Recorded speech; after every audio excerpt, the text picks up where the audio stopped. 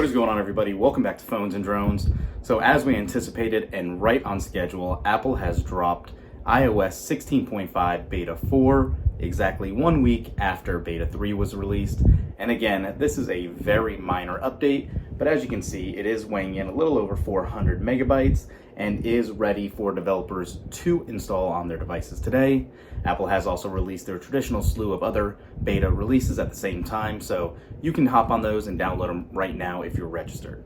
Now, having said that, again, not really anticipating anything new in this update. I'm hoping it will address some of our other outstanding issues, where the flashlight logo on the lock screen, as you can see here, will sometimes actually highlight as it was lit, but it is not in use.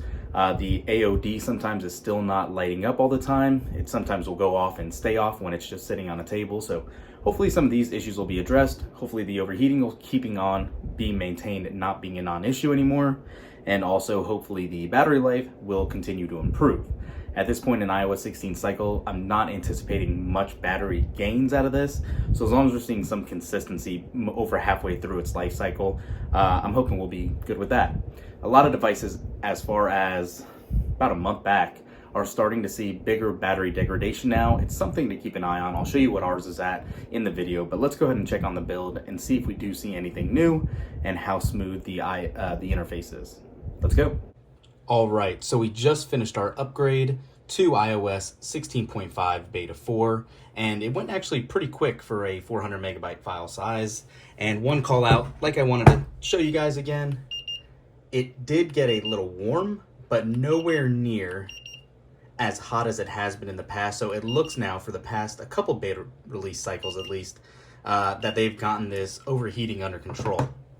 Moving on beyond that, upon quick usage, and I will set this down to show you, everything does seem pretty smooth. I haven't seen many hiccups at least yet, and everything is working as you would anticipate. Jumping right into the settings, and as you can see, we're already there. But settings, about, iOS version, and one surprising thing coming from our last build ending in F, this is an A build. So the newest build for iOS 16.5 Beta 4 is 20F5059A. And the A signifies that this is a build very close to being finalized, if not final. So since it is an A build, we could actually get the public release for this as soon as next week, which is a little ahead of what our timeline was and all of that, considering last week was an F build. But since we are in the first week of May, this will be released to the public second week of May, which usually means we should receive iOS 16.6 beta next week. And again, this is all hypotheticals, but if that seems to be the case, that should be the last iOS version for 16 before we get iOS 17 in June, actually. So having said all that, if we jump in and look at the release notes, as you can see, it's very short, and they have a new feature listed that says a shared administrator in a home is now able to pair and add Matter accessories. This again was nothing new. It was there in the prior beta build. And then we have a list of 4 options here for resolved issues: fixed when a manual software update is attempted on a Matter accessory, fixed accessory pairing by shared administrators, fixed software updates for Matter accessories, and fixed administrators that aren't able to pair Matter accessories in a home. Everything is relating to home, as you can see. Nothing specific to the OS beyond the Matter support and Matter finalizations here, so no big deal at all. Again, if you missed those other videos, this is a very, very minor release.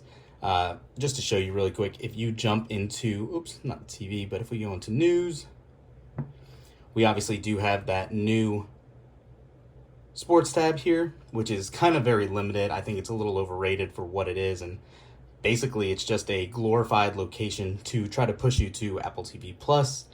So that's updated. You have your new following and search all integrated together now, whereas it wasn't before. And you have that hot word for, hey, you know what, do a screen record. Now, I don't know if that's working again in this beta. Let's check. Let me cancel that.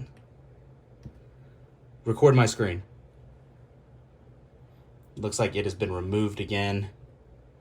So it looks like the Siri command for that is not working. But beyond that, Nothing else is new, nothing else really found. Again, not surprising this late in the beta cycle. I am anticipating that we will have that final beta release, or I should say public release next week, like I said. But beyond that, if we jump into our calendar, you can see we should get that on the 9th, and then we'll get the new beta for 16.6 on the 9th as well. We'll use that for a couple of weeks.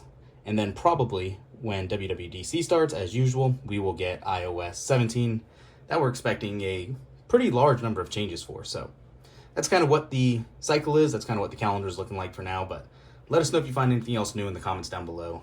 Thanks for watching, guys. Thumbs up this video, subscribe to the channel, and we'll catch you in the next one. Peace.